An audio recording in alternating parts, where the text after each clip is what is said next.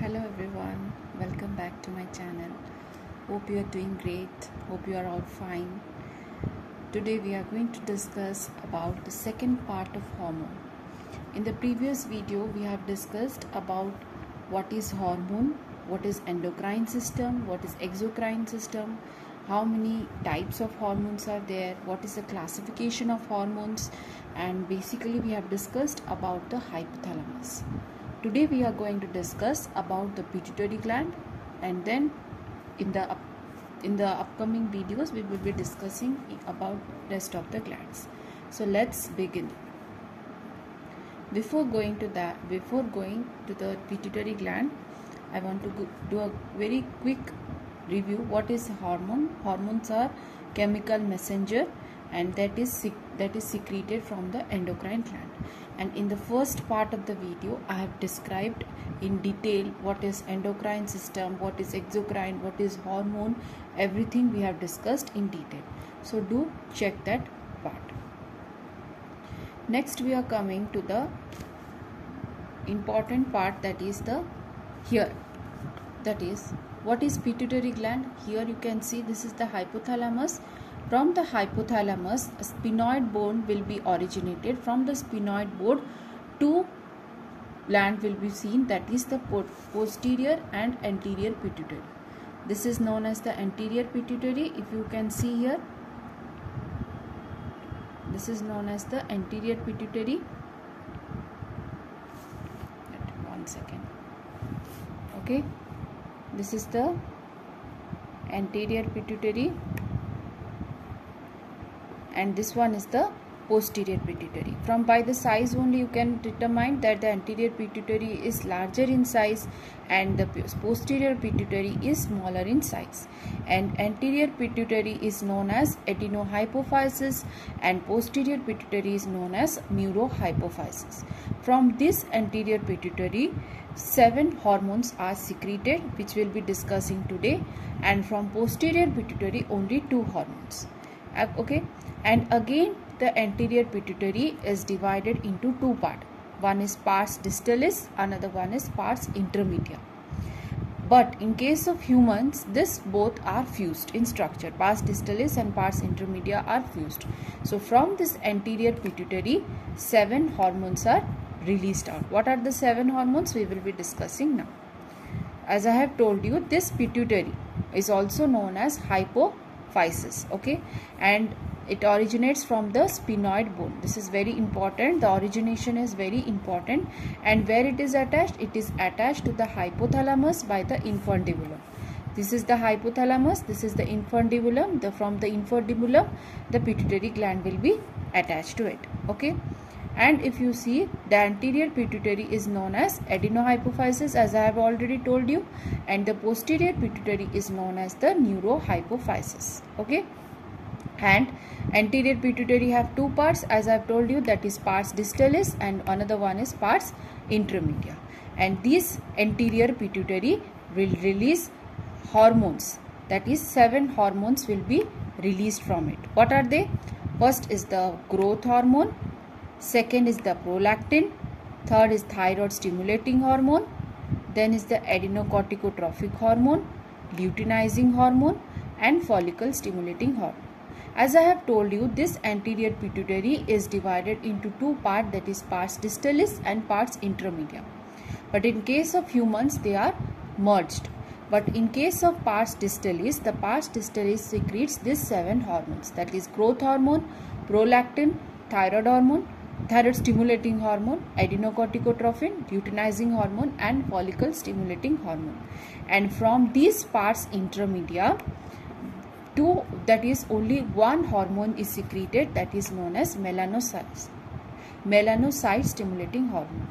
This is very important thing, which all these points, from where the 7 hormones are secreted and from where the melanocyte stimulating hormones are secreted, obviously from anterior pituitary, but from which portion? That is from the pars intermedia, melanotrophins stimulating hormone, and from the pars distalis, the rest of the 7 hormones. So this locations is very important and it asked in exam. Okay, and one more important term is need to be understood is the what is trophic hormone. Okay, what is trophic hormone? That is, certain hormones are there which regulate the production of another hormone, secretion of another hormone. For example, that is thyroid stimulating hormone. Okay, what is the thyroid stimulating hormone? Is a type of trophic hormone which is secreted from the anterior pituitary, and it stimulates the thyroid hormone, that secretion from the thyroid gland. That is, one gland helps in the secretion of another hormone, that is one hormone. If regulate the secretion of another hormone, that is one hormone, which is one hormone. Thyroid stimulating hormone is a type of hormone. It is stimulating the secretion of thyroid hormone. So this type of hormone is known as trophic hormone. This is very important. This definition is very, very important. Okay, that is trophic hormone. Moving to the next part. First part, we will be discussing about the pars distalis hormone, that is 7 hormone. From the 7 hormone, the first one is the growth hormone. What is the growth hormone?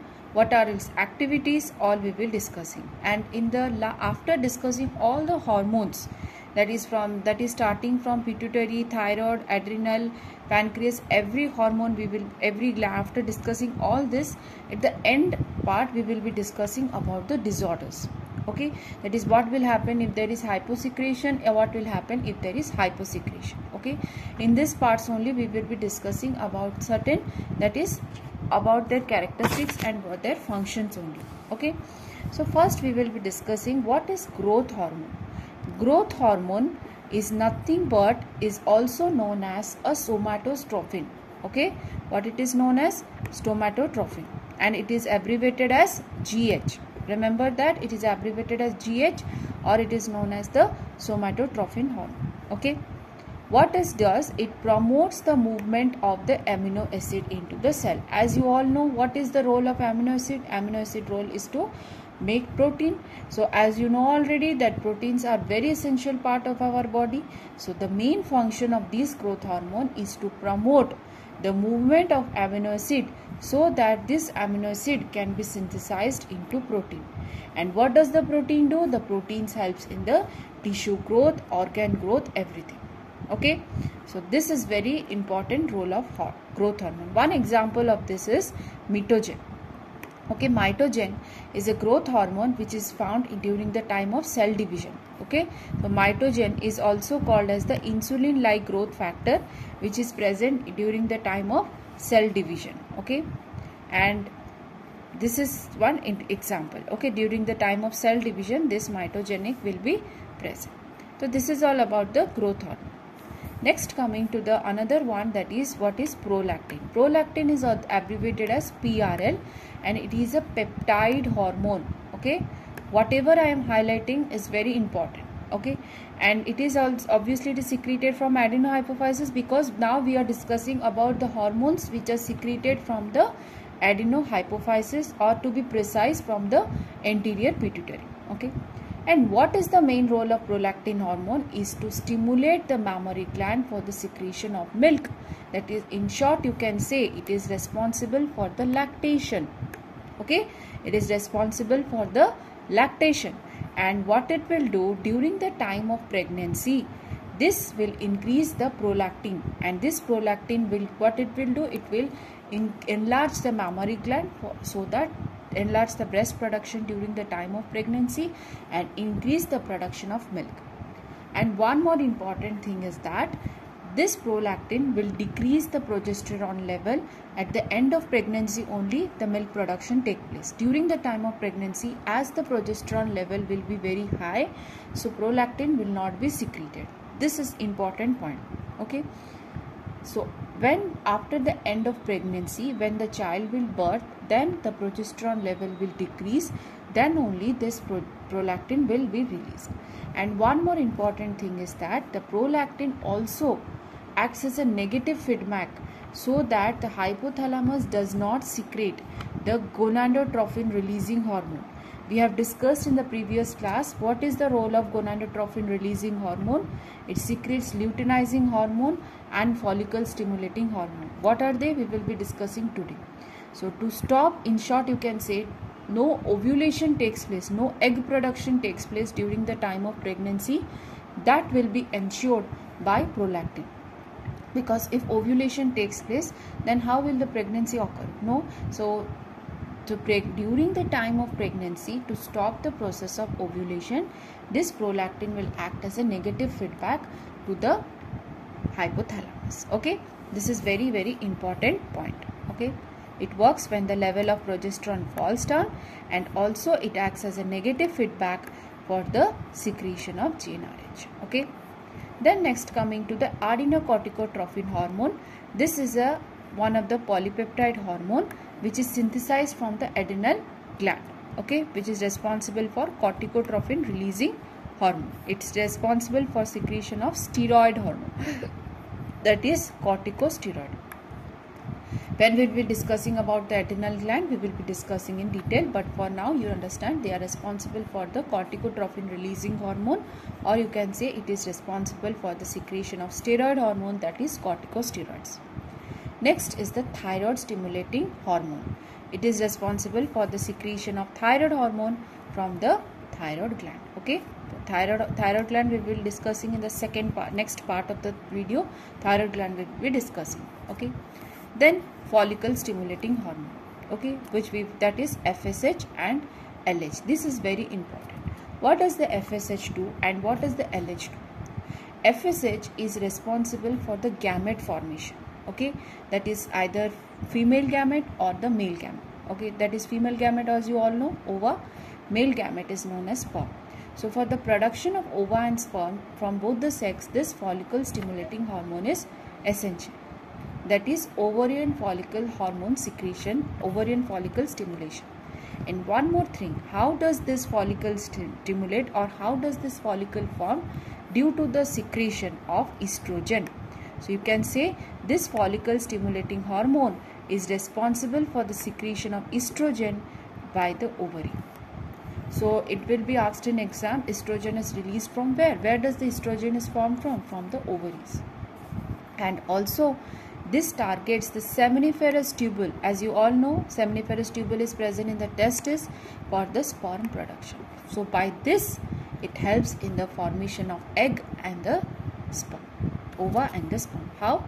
From the ovaries, it will stimulate estrogen, and estrogen will help in the formation of egg, and from the testis, that is from the seminiferous tubule, it will target the testis to stimulate the production of sperm. Okay. Then what does this luteinizing hormone? Once the egg and the sperm are formed, so for the ovulation purpose, in case of female, the ovulation, that is the maturation of the egg, will take place but with the help of these luteinizing hormone. So what is that? It triggers ovulation from the Graafian follicle that release from the secondary oocyte, okay, from the ovary. And this luteinizing hormone also stimulates the formation of corpus luteum. That is, what is corpus luteum? A structure which is formed after the ovulation in the ovary. And it helps in the secretion of progesterone from the corpus luteum. This progesterone is a very important hormone which helps in maintaining the pregnancy. So where does this progesterone comes from? From the corpus luteum. And from estrogen is formed from ovary. This is need to be understood. And also this happens in case of female. In case of male, that is in case of male, in the testis, it helps in the secretion of the testosterone. So what does this, in short we can say, this luteinizing hormone helps in the stimulating the gonadal activity. That is, you can say, in the maturity of the ova. That is, maturation means what? Ovulation of the ova and the testosterone, so that helps in the development of secondary activities. In case of the male, testosterone is responsible for the secondary characters in male. It also helps in this also. So these both LH and FSH is known as gonadotrophin hormone. This is very important. Whenever it will asked in exam, what are the gonadotrophin hormone? Remember that LH and FSH, that is luteinizing hormone and follicle stimulating hormone, both acts as a that is gonadotrophin. Why? Because they are acting upon the gonad, that is male and the female gonad.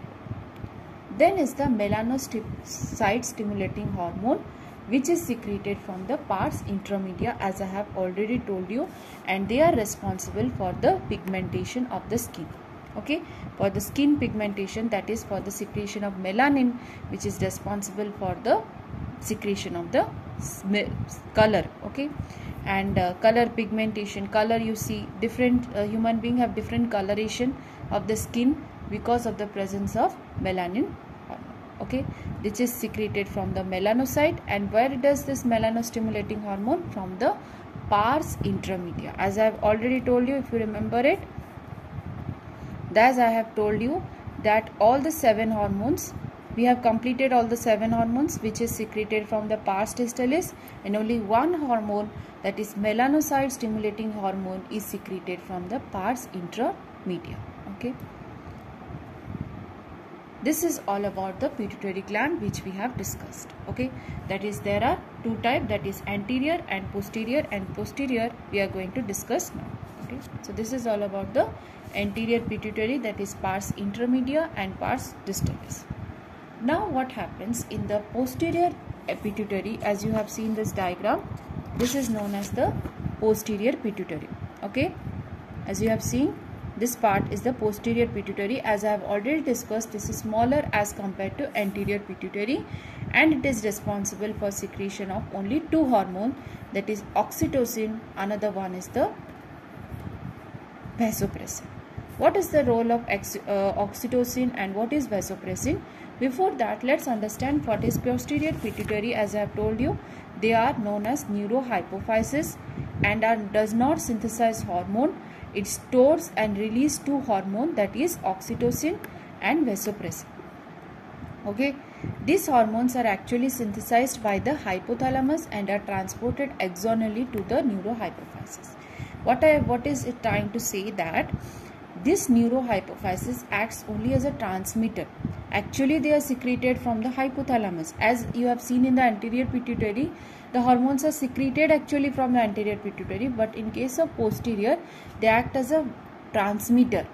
They are actually transmitting through the neurohypophysis, but it is synthesized from the hypothalamus. So first hormone is the oxytocin. What does the oxytocin do? Oxytocin is responsible for the uterine contraction during the time of childbirth and is also known as pitocin. Remember that? And it is responsible for uterine contraction at the time of childbirth, so that the child can easily move throughout the birth canal. Okay, and also it is responsible for stimulation of milk from the mammary gland. That's why it is responsible for, so that it helps in the production of milk. Okay, for the breast infant, for the infant feeding, it is responsible for the milk secretion. Okay, what happened? And also one more important thing, that the oxytocin is also known as the birth hormone. Okay, and the function of oxytocin in male and in non-pregnant female is not clear. What is does the oxytocin done in the male or in the non-pregnant is not known, but it is also known as birth hormone. During the time of birth only it will be secreted, so that the uterine contract and the baby can come out through the birth canal. Then what does the vasopressin do? Vasopressin is known as pitressin. It will reabsorb the water from the distal convoluted tubule from the kidney and the collecting duct. The water will be reabsorbed. Okay, and it is also called as antidiuretic hormone. Very, very important. Suppose there is less water, you intake less water from water, so what will happen? The water, instead of going out from the form of urine, you are drinking less water, so what it will do, it will absorb more water from the distal convoluted tubule and collecting duct, so that the urination will be in the concentrated manner. The urine will be in the concentrated manner. Okay, and if you are drinking alcohol, then there will be frequent urination, because alcohol inhibits the secretion of ADH. This is very, very important. Why frequent urination occurs during the time of this alcohol intake because alcohol inhibit the ADH and causes vasoconstriction and thereby increasing the blood pressure.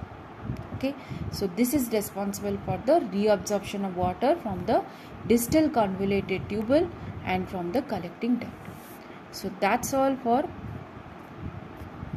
is all about the pituitary gland, that is anterior pituitary and posterior pituitary. Next, a small gland, that is pineal gland, we will discuss today only, because this is very small part, so I thought to attach in this part of the video only. I know this part of the video will be very large, so but I will discuss it.